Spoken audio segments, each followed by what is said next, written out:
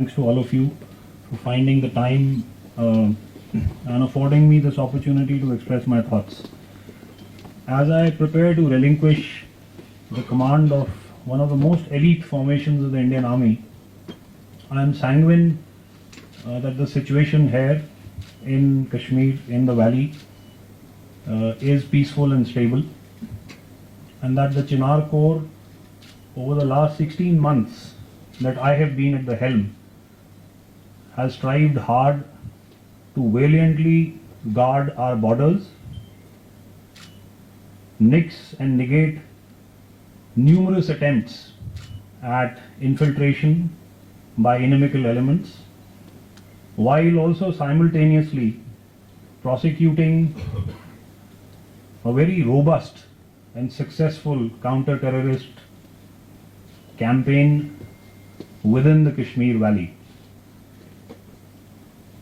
While doing this, we've also been very conscious and sensitive of our responsibility as part of nation building to maintain our connect with the Kashmiri people and the Awam.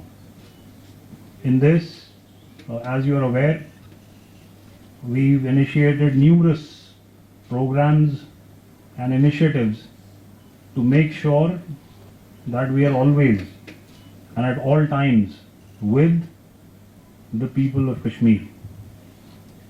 Today, as I am at the helm and shortly to leave, I realize that the region is at the cusp of a new beginning. We've seen over the last year and a half numerous significant events taking place here, and we've also seen a lot of development come to the region. In my view, this has been facilitated by a stable security situation brought about by very, very significant efforts that have been put in by the Chinar Corps and its sister agencies and organizations such as the Jammu and Kashmir Police, the CAPFs that are deployed here, and numerous other security agencies. So therefore, as I leave, I wish the Kashmiri people the very best, and I am quite certain and confident that they will embrace the numerous opportunities that lie ahead of them. Thank you, and I'll now leave it open to all of you to throw your questions and queries at me. Gen Rajiv sir, what is the biggest security challenge for the security forces in Jammu and Kashmir, being GOC 15 Corps? What's your assessment? And then there is a debate going on this recruit as the Agniveer Sar. What's your take on it? So, as I see it, you're asking me two separate questions. One is first as to what is our biggest security challenge. I think, like I've said, the security situation in the state, as I see it, for the better part of the last 2 years, has been very, very peaceful and stable. So therefore, if you look at all the parameters against which you weigh such a situation, they've all been down. Terrorism today is largely fueled from across the borders. I think that much is very clear. We haven't had any active recruitment, as I see it, over the last year and a half. The numbers last year were down to a dozen, I think, across the year, and this year, they are almost next to nil. So therefore, if you see another violence parameters in terms of atrocities committed by terrorists, I think if you even look at the 4 or 5 incidents that we've had in the valley this year, softer targets have been picked, where it's easy for even untrained personnel, maybe wielding a pistol or a smaller weapon to carry out such an atrocity. But the numbers are almost negligible. if you see terrorist initiated incidents, and I'm speaking within the valley, they've again been far and few in between. So therefore, now what is the challenge? The challenge is to be able to maintain this situation. You know, in my view, Kashmir has had a good year, just as it did last year. But we need a few more good years like this for the peace to be enduring and lasting. And that, I feel, is the biggest challenge of the security forces, to be able to keep the situation the way it is today. About your second question, the recruitment of the Agniveers, I know a lot has been said and written about this, but you know, if you heard our Chief of Army Staff speaking, numerous other veterans and other experts speaking, I think you need to give any initiative a little bit of time for it to mature and become better. And I think as far as the Agniveer recruitment scheme is concerned, it is at that stage where it is metamorphosing, and I am quite certain, the way we've embraced numerous other initiatives in the past, that the armed forces will be able to make it successful. Look, like I said, we need a few more good years like the ones that we've had. 2024, 2023, I would say 2022 also amongst those.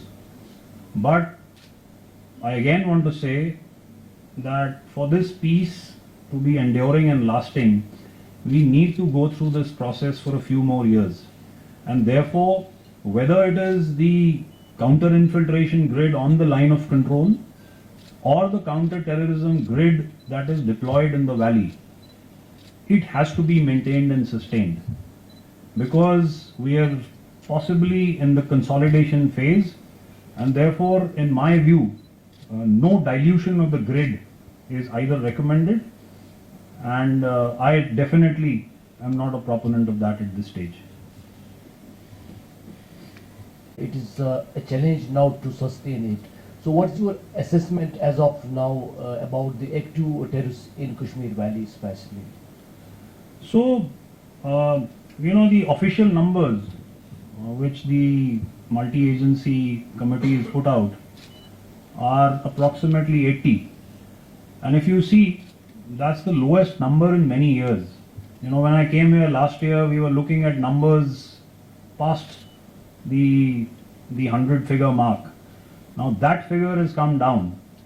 Now obviously that figure is sustained by the perpetrators at a certain number, which is considered critical to sustain the terrorism ecosystem here.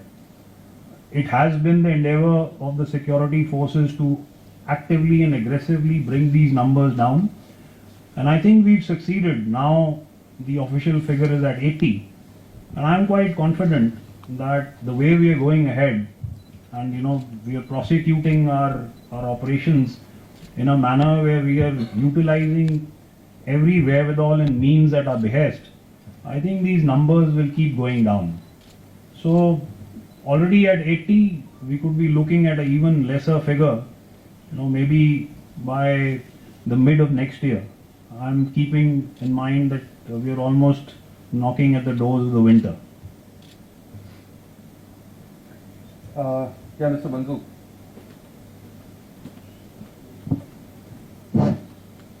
Sir Arshid Rasool. Sir, what is the impact of armies connected with the citizen in Kashmir? Please say that again.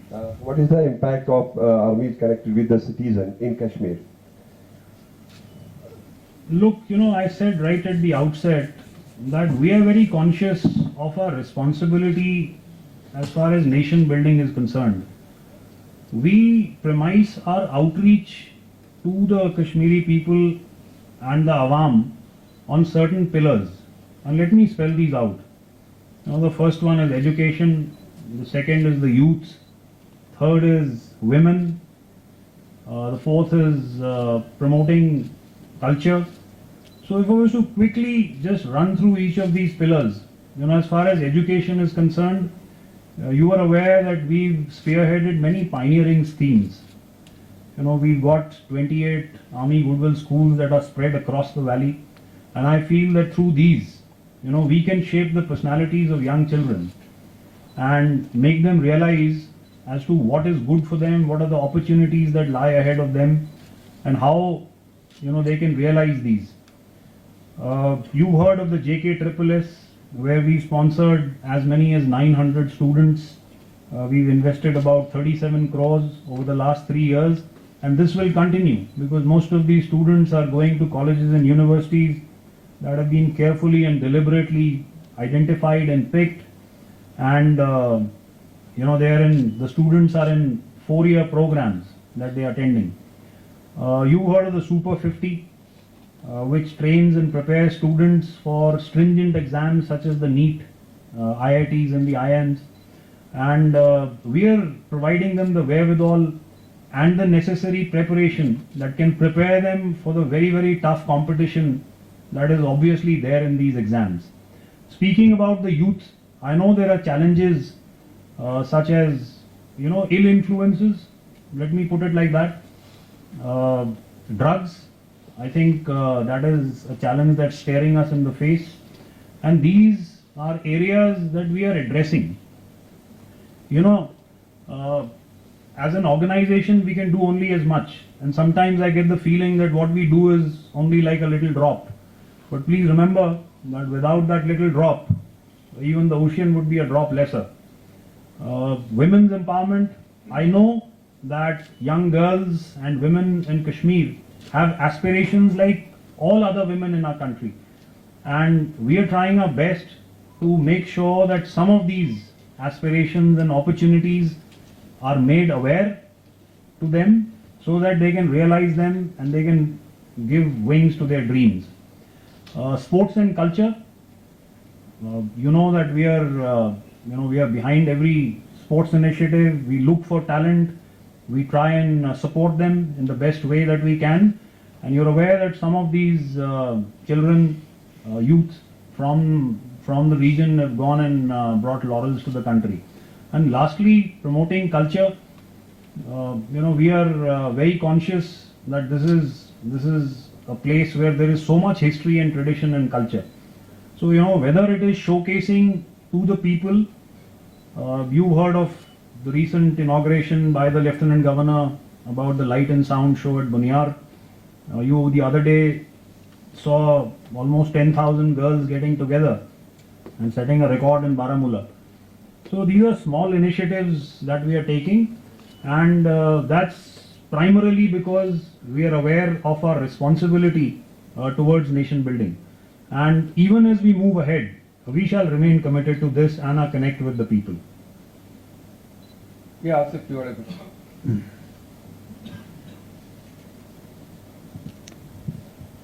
Sir मैं Asif news 24 से good afternoon sir आज तो पहली बार मौका मिला आपसे interaction का, तो काफ़ी सारे सवाल हैं लेकिन थोड़ा सा हम कम डाउन करते हैं इसमें। एक तो पहला कि जो हम यहाँ पे पीस देखे हैं कश्मीर वैली में, तो LOC के उस पार POK में क्या इंफ्रास्ट्रक्चर में भी वहाँ पे क्या टेररिस्ट्स का जो जम्मू कश्मीर में इन्फिल्ट्रेशन करना, खासतौर पर कश्मीर वैली में, क्या उसमें भी कोई चेंज आया है या वहाँ से कमी हुई है? क्योंकि हम देख रहे हैं ज़्यादातर आजकल एनकाउंटर्स या इन्फिल्ट्रेशन जम्मू में देखने को मिल रहे हैं। क्या ये उस स्ट्रेटजिकल चेंज की वजह से थोड़ा सा कमी आई है, या इंडियन आर्मी ने कंटिन्यूसली यहाँ पे इतना अच्छा ग्रेड बना के रखा है कि इन्फिल्ट्रेशंस को फॉइल किया जा रहा है और उनको यहाँ से चांस नहीं मिल रहा है आने का? एक तो ये है सर। दूसरा, we have seen attacks like Kokernag last year जैसे हुआ था, उसके बाद कुलगाम में भी एक अटैक हुआ था। तो there are reports and in certain sections we heard कि कुछ फॉरेन टेररिस्ट्स हैं जो कश्मीर में ऊपरी पहाड़ी इलाकों में है। अगर आपके पास कोई इस तरह का फिगर होगा कितने हैं, और वो एनकाउंटर्स भी हम नहीं देख रहे हैं कि जिसमें फॉरेन टेररिस्ट्स मारे जाए, तो वो क्या है कि मतलब अगर है ऊपरी इलाकों में किस वजह से चुप बैठे हुए हैं, या ये आर्मी की वजह से है कि उनको वहाँ पे रोक के रखा है? इस बारे में थोड़ा क्लियरिटी अगर आप कर पाए। तो आसिफ, आपके सवाल का जो पहला हिस्सा है कि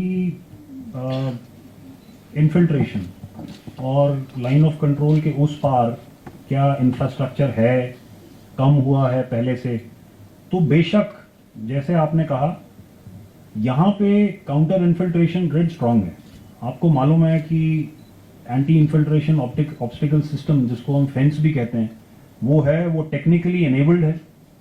और कई जो अटेम्प्ट्स हैं घुसपैठ के, उनको हमने नाकाम किया है।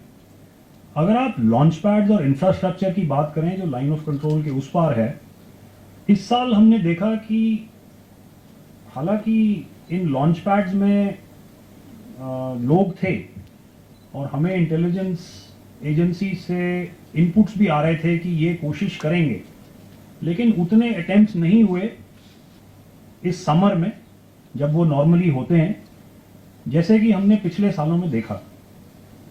अब इसकी वजह क्या है? आपने बोला क्या स्ट्रैटेजी चेंज हुई है? ये तो जाहिर है कि घुसपैठ लाइन ऑफ कंट्रोल के अलावा दूसरी जगह से भी हो सकती है और शायद इस साल हुई भी। और इसीलिए अगर आप देखें तो शायद जम्मू रीजन में नंबर्स कुछ बढ़ गए हैं, क्योंकि वो एरिया हमेशा से पीसफुल था। तो स्ट्रैटेजी चेंज शायद ये हुई है कि लॉन्च पैड्स में हम देख रहे थे, हमें लग रहा था कि यहां से इन्फिल्ट्रेट करेंगे, लेकिन इन्फिल्ट्रेशन की कोशिशें और शायद सक्सेसफुल कोशिशें कहीं और से हो रही थी। और इसीलिए हम देख रहे हैं कि वो नंबर्स शायद थोड़े से बढ़ गए हैं। लेकिन मैं सिर्फ आपको ये बताना चाहता हूं कि मैं बहुत कॉन्फिडेंट हूं और मुझे पूरा विश्वास है कि वो नंबर्स भी जल्दी कम होने शुरू हो जाएंगे, क्योंकि इंटेलिजेंस हमें आने लग गई। दूसरा, आसिफ आपने बात करी पिछले साल कोकरनाग वाले ऑपरेशन की। मैं सिर्फ इतना अपनी तरफ से कहना चाहता हूं कि वो एक अटैक नहीं था। आपको मालूम है कि उस ऑपरेशन में हमारे कर्नल मनप्रीत सिंह, मेजर आशीष धौंचक, डीएसपी हुमायूं भट्ट और सिपाही Pradeep Singh made the supreme sacrifice. वो हमारा ऑपरेशन था। ये कई बार मैंने सुना है आप लोगों को बोलते हुए कि वो अटैक था, लेकिन मैं आज शायद एक आखिरी बार ये क्लैरिफाई करना चाहता हूं कि ऑपरेशन हमारा था। हमने सरप्राइज भी अचीव करी, लेकिन और कर्नल मनप्रीत और डीएसपी हुमायूं उस हाइडआउट तक ऑलमोस्ट पहुंच गए थे। लेकिन आप लोग सब एक्सपीरियंस हैं, आपको मालूम है कि जब पहाड़ों में और जंगलों में ऑपरेशन होते हैं तो आपको पिन पॉइंट पता नहीं होता कि वो हाइडआउट एक्चुअली कहाँ है। They had achieved surprise. और हाउ?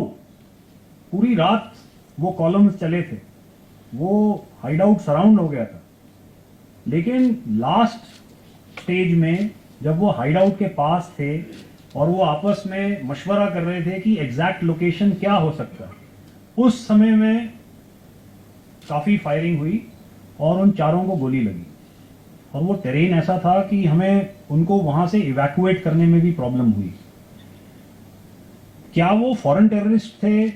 आपको मालूम है कि उस ऑपरेशन में 2 मरे भी। One was unidentified, one was identified as a local. शायद 1-2 बच के निकल भी गए हों। क्या वो पाकिस्तानी टेररिस्ट थे या जैसे आप बोल रहे हैं फॉरेन टेररिस्ट थे? वो कहना मुश्किल है।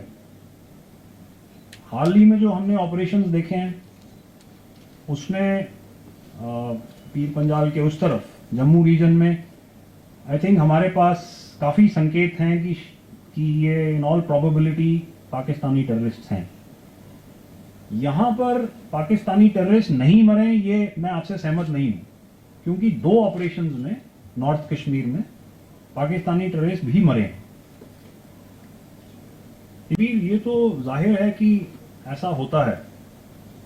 अगर आप किसी लेमैन से भी पूछेंगे तो जहाँ पे प्रेशर होगा वहाँ से वो आतंकवादी चले जाएगा। अगर आप एक जगह कोई इंसिडेंट करते हैं तो आप ज़्यादा देर उस जगह में नहीं रहना चाहते, क्योंकि आपको लगता है कि आपके बारे में कोई खबर दे देगा, तो आप दूसरी जगह चले जाते हैं। और आप दूसरी जगह में जाके कोई इंडिकेशन या कोई भी ऐसी कार्रवाई नहीं करते जिसकी वजह से आपकी लोकेशन रिवील हो जाए। तो मान लो अगर मैं शोपियां में कुछ करता हूं और फिर पीर पंजाल को पीर की गली से या एडजॉइनिंग एरिया से कहीं से भी क्रॉस करके पुंछ के इलाके में चले जाता हूँ, तो ये तो जाहिर है कि मैं अगले 2-3 हफ्ते या 1 महीना चुपचाप बैठा रहूँगा। और ऐसे होता है, हमें खबर लग जाती है जब इस तरह की एक्टिविटी या मूवमेंट होती है, लेकिन कभी कभी इंटेलिजेंस थोड़ा लेट होती है या इतनी स्पेसिफिक नहीं होती कि उस पर एकदम अचानक ऑपरेशन हो जाए। लेकिन हाँ, जो आपने बोला दैट इज पॉसिबल, और वो हो भी है। Last part of your question first, you know, the training of an insurgent or a terrorist can only be as good. He can obviously not be as well trained as, let's say, the Indian Army soldier. I think at least I have no doubt about that in my mind. You can hand them technology. You know, for instance, I am carrying a rifle or an automatic weapon, and you can give me a night sight, and I can train you how to use it. So obviously, it's going to enhance that capability a little. But let's not forget that the Indian Army today has at its behest the best possible technology. You're also aware that 2024 is the year of technology absorption in the Indian Army. So we've embraced technology in a very, very big manner, and we are leveraging it all across our operations. So therefore, not even for a moment are we awed by the fact that the infiltrators could be Pakistanis or foreign, or that they are very well trained, or that they have great technological wherewithal. That doesn't bother us. You know, we have to do counter-terrorist operations, and we will go after insurgents, whatever shape or size or whatever manner of technology that they may be utilizing. I think there is no doubt about that. Now, I'm sorry, can you just tell me the first part? Ceasefire. Yeah, the ceasefire. Now, you are aware that the ceasefire came into effect at the beginning of 2021, and the DGMOs of India and Pakistan, picked up the phone and they spoke about it. The situation at that time, as you're aware, was tenuous on the northern borders with China, and at that point in time, the two countries felt that that was the most apt thing to do, so that tensions could be kept under a threshold as far as the line of control and the western borders are concerned. Is it sustaining? Yes, very much it is sustaining, and there are certain tenets to that ceasefire understanding which both the sides follow.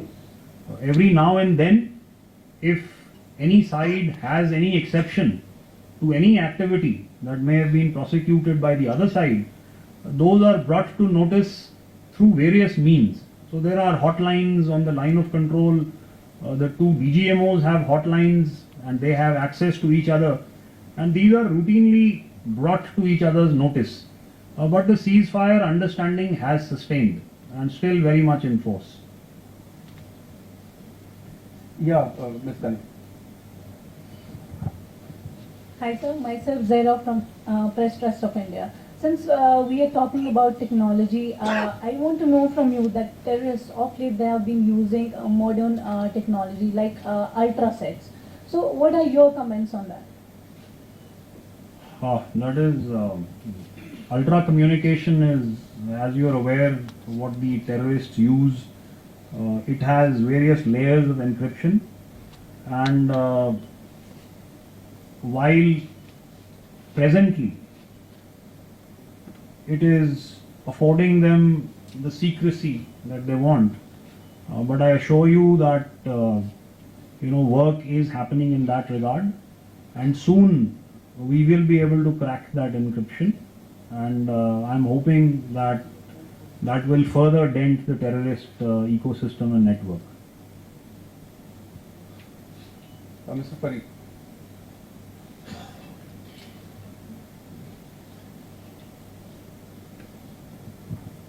Sir Farid this side, I represent India Today Ask.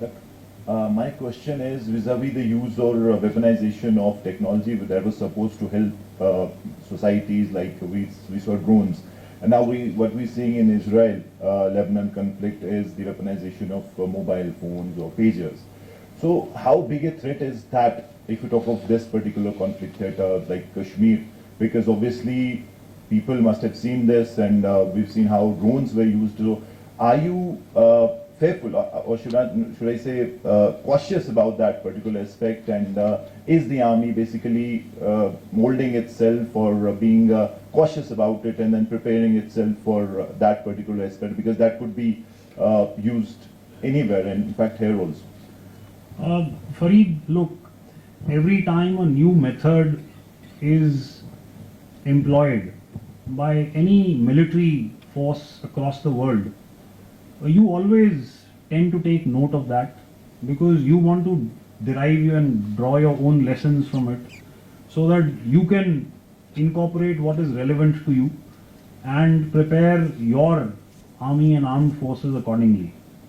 What we are seeing unfolding in the Middle East is obviously a new trend, and in the manner in which it is unfolded is quite unique.